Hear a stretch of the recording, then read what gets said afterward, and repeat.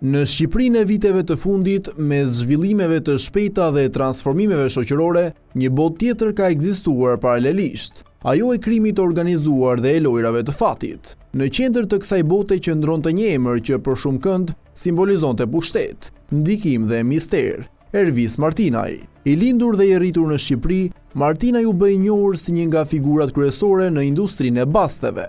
Me kalimin e viteve ai ndërtoi një rrjet të gjerë aktivitetesh, duke fituar reputacion si një nga personat më të fuqishëm në këtë sektor. Por emri i tij nuk lidhej vetëm me biznesin. Ai përmendej shpesh në raportime mediatike dhe hetime, ku përflitej për lidhje me ngjarje kriminale dhe përplasje mes grupeve rivale, në një realitet ku kufit mes biznesit dhe krimit shpesh bëhen të paqartë. Figura e tij u kthye në simbol të një epokë ku fuqia nuk matet vetëm me pasuri, por edhe me ndikim dhe kontroll.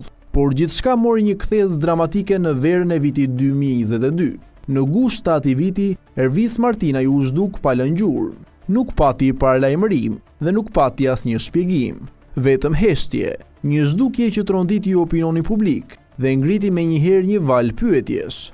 Autoritetet shqiptare nisën hetime të gjera për të zbuluar fatin e tij. U përmendën pista të ndryshme, nga mundësia një eliminimi të organizuar deri te skenara ratisje dhe fshehje jashtë vendit. Megjithatë, asnjë nga këto teori nuk u konfirmua zyrtarisht. Ndërkohë mediat vazhduan të raportojnë çdo zhvillim të mundshëm, duke e kthyer rastin në një nga historitë më të ndjekura në vend. Çdo detaj i ri, çdo deklaratë, çdo dyshim, të gjitha kontribuan në ndërtimin e një misteri, që vetëm sa thellohej me kalimin e kohës. Familjarët kërkuan përgjigje, publiku kërkoi të vërtetën, por ajo mbeti e fshehur. Sot, vite pas zhdukjes së tij, rasti Ervis Martinajt vazhdon të mbetet i hapur. Ai nuk është më thjesht një individ, por një simbol i një historie të paszgjidhur, një histori që ngre pikpyetje mbi drejtësinë, fuqinë dhe të vërtetën në një shoqëri që ende përballet me hijet e saj. A është ai ende gjallë, apo u bë viktime botës që vetë ndihmoi të ndërtonte?